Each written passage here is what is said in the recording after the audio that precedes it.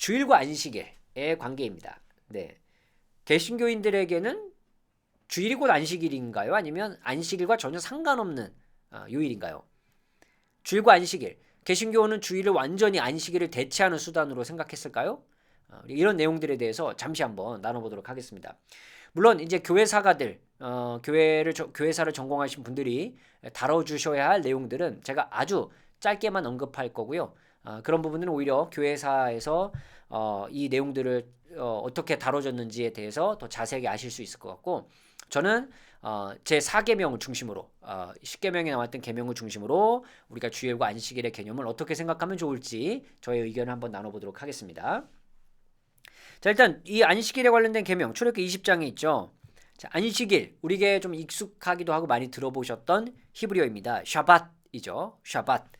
자, 샤밧인데 이거 그냥 한글 발음으로 샤밧이라고 그냥 발음하는 분들도 계시고요. 그냥 이렇게 샤밧 이런 분도 계시고요. 아니면 뒤에 있는 자음 타브를 그냥 읽어서 샤바트 이렇게 발음하는 분도 계십니다. 샤밧이죠. 자, 기억하여 거룩하게 지켜라. 자, 이렇게 말씀하시고, 자, 이 출애굽기에 나와 있는 10계명의 안식일의 어떤 그 뭘까요? 지켜야 될 이유, 근거는 하나님의 창조와 관련이 있습니다. 11절에 보면요. 하나님께서 모든 것을 다 만드시고 일곱째 날에 쉬셨기 때문에 너희들도 안식일, 샤밧을 기억하며 지켜야 된다라고 말씀하고 있습니다. 쉬다라는 히브리어 누아흐죠. 누아흐. 자, 이 쉼과 관련돼 있다는 것 우리가 아마 너무 잘 알고 계시리라고 생각합니다. 그리고 이 안식일을 지키는 것에 대한 어떤 계명은 아까 우리가 봤었던 그 우상 숭배와 마찬가지로 굉장히 다양한 본문에서 이 내용이 등장하고 있습니다. 자, 이 출애굽기에 의하면 하나님께서 창조 후에 이날을 복되게 하셨고 쉬셨다, 누아흐 하셨기 때문에 쉬어야 된다라는 언급이 있습니다. 그래서 이 창세기에 나타난 어떤 안식일, 이 샤밧에 대해서 우리가 어떤 의미를 가질 수 있겠는가? 그 의미를 저는 이 다양한 내용들을 가지고 접근을 해보고 싶을 텐데, 자, 그 전에 우리가 이 신명기 내용을 또 안 짚고 넘어갈 수가 없겠죠? 왜냐하면 신명기에 나와 있는 내용이 창세기와 조금 다르기 때문입니다. 자, 신명기에 나와 있는 내용을 보면요. 자, 내 하나님 여호와가 내게 명령한 대로 안식일을 지켜 거룩하게 행하라 라고 한 다음에, 자, 일곱째 날은 안식일이다 라고 한 다음에, 자, 모든 사람을 다 쉬게 해라. 물론 쉬어야 되는 어떤 사람들이 좀 더 늘어났지만, 그러니까 쉬어야 되는 대상들이 누군지 좀 더 늘어났지만 안식하게 하는 게 일단 주 목적이고요. 안식하게 하는 게. 자, 그런 다음에 왜 그럼 안식을 해야 되는가? 애가 애굽 땅 종이 되었더니 하나님께서 그들을 인도하여 내셨습니다. 출애굽이죠. 그래서 여호와가 명령하여 안식일을 지키라 하셨다. 그러니까 지금 이 앞에서 우리가 봤던 이 출애굽기에서는요. 안식일이 창조와 관련이 있었습니다. 자, 근데 여기 신명기에서는요. 이게 출애굽과 관련이 있습니다. 그러니까 뭔가 좀 다른 것 같죠? 자, 그렇게 생각하면 지금 이걸 우리가 어떻게 봐야 되나? 출애굽기가 더 맞는 건가? 아니면 신명기가 맞는 건가? 이걸 취하 선택을 해야 되나? 이런 고민을 가지실 수 있는데 이건 선택을 하는 문제가 아닙니다. 이건 다른 문제예요. 왜냐하면 자, 여기 일단 이 구절 보십시오.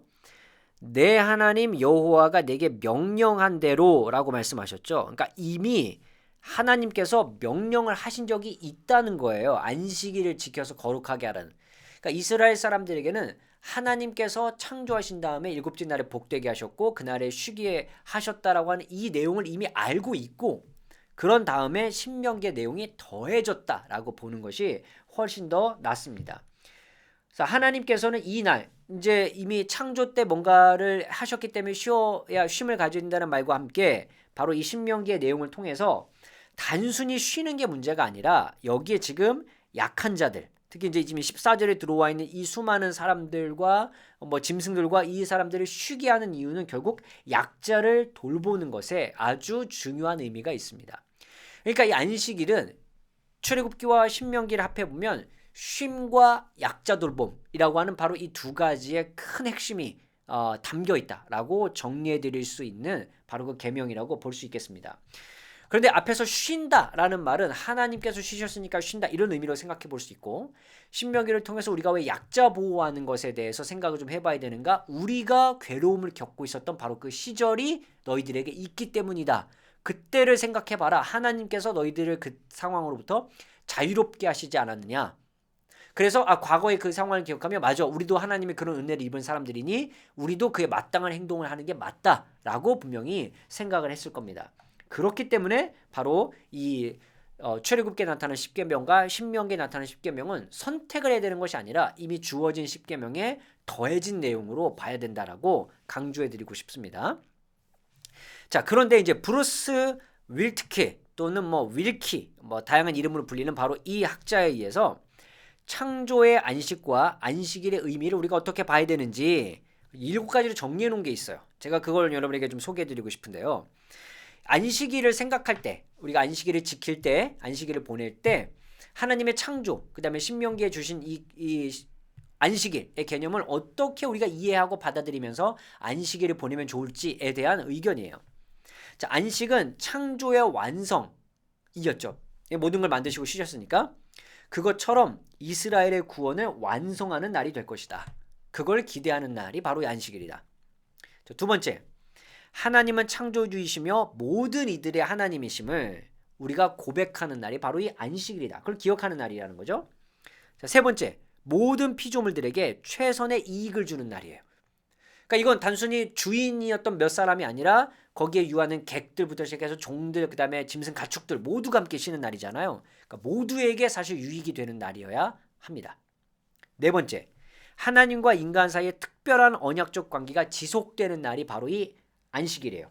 네, 왜냐면 그걸 통해서 뭔가 하나님을 기억하고 하나님을 생각하는 바로 1번, 2번 등등이 생각날 수 있는 바로 그날이기 때문에, 그래서 하나님과의 지속적인 언약이 있다고 하는 걸 생각할 수 있는 날, 기억할 수 있는 날입니다. 다섯 번째, 쉼을 위해서 주신 날이에요. 아무것도 아닌 것 같지만 쉼은 굉장히 중요한 내용입니다. 쉬어야 되는 날이에요. 여섯 번째, 나그네의 삶을 마치고 영원한 안식에 실현된 종말론이다.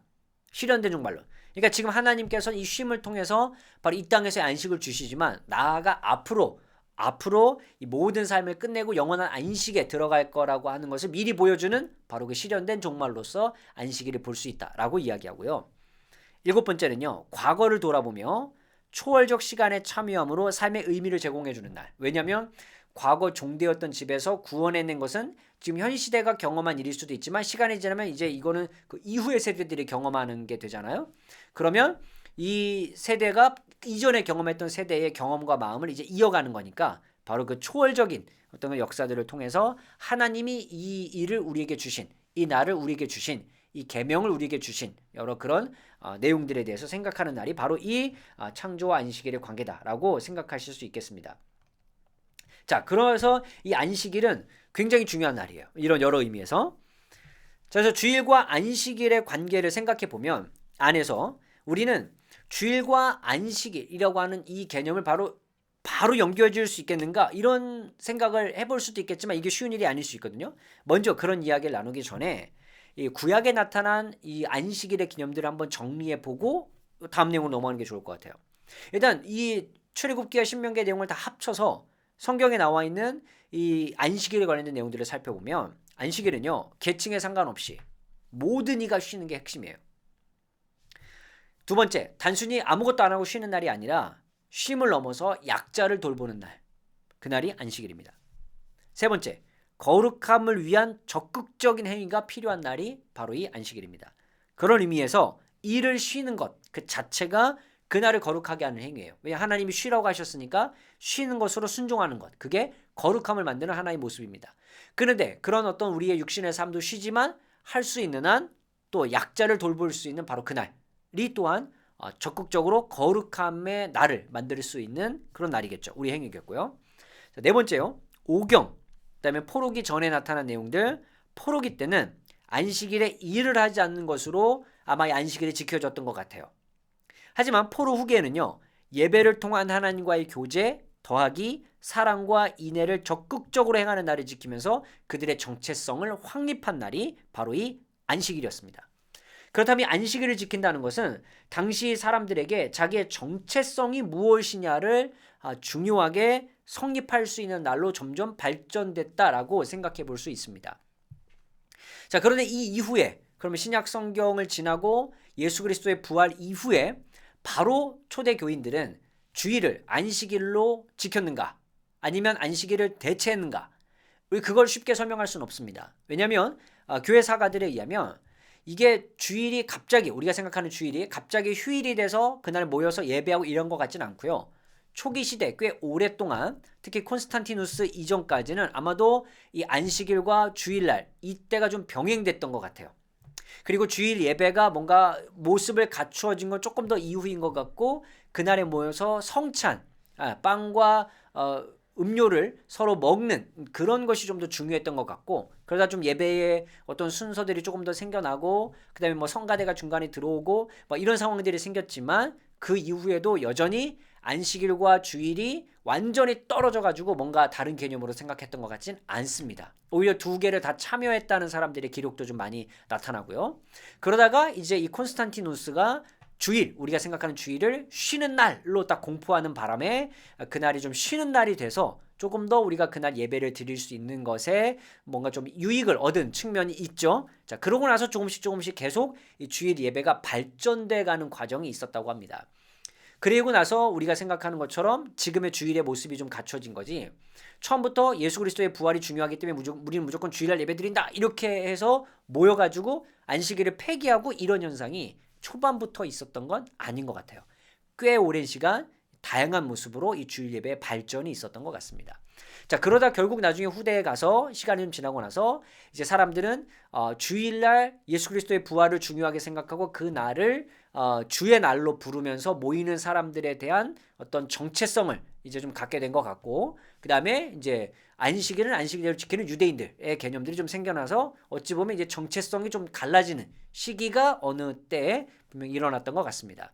그러면 이 구약시대의 포로 후기에도 그랬던 것 같고 이 주일과 안식일이 좀 이렇게 겸하여 있다가 나중에 좀 갈라서게 됐을 때 완전히 뭔가의 생각을 갖게 됐을 때도 그렇고 양쪽 다 정체성이 굉장히 중요한 문제였던 것 같습니다.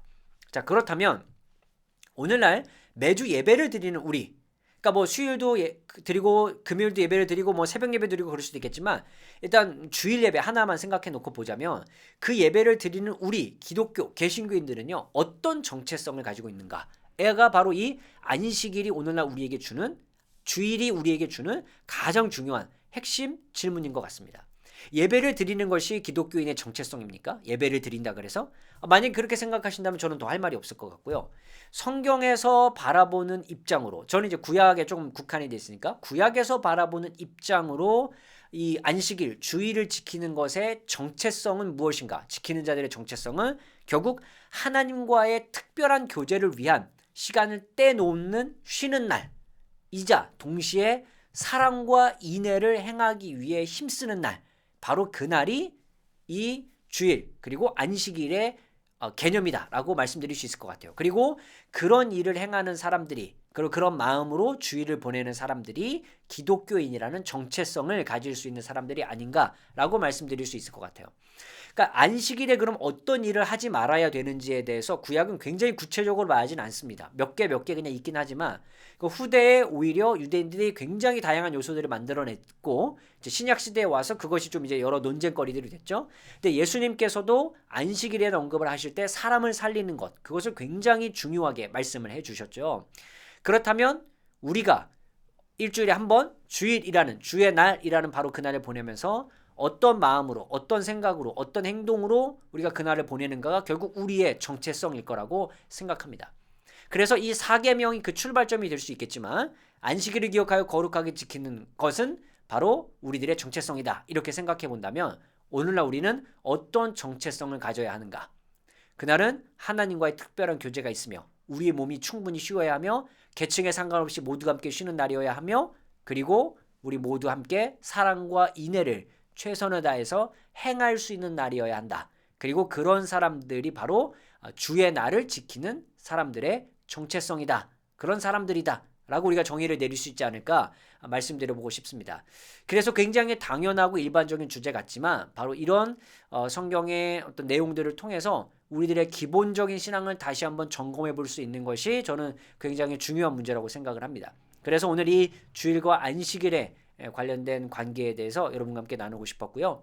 여러분이 주일과 안식일의 관계에 대해서 어떻게 알고 계셨는지, 또 어떻게 생각하고 계신지, 또 어떤 질문들이 있으신지 여러분의 생각을 또 다양하게 남겨주시면 감사하겠습니다. 오늘의 컨텐츠가 도움이 되셨다면 유튜브 멤버십이나 네이버 프리미엄 컨텐츠 오늘의 구약 공부를 구독하신다면 구약을 더 깊이 배우실 수 있습니다.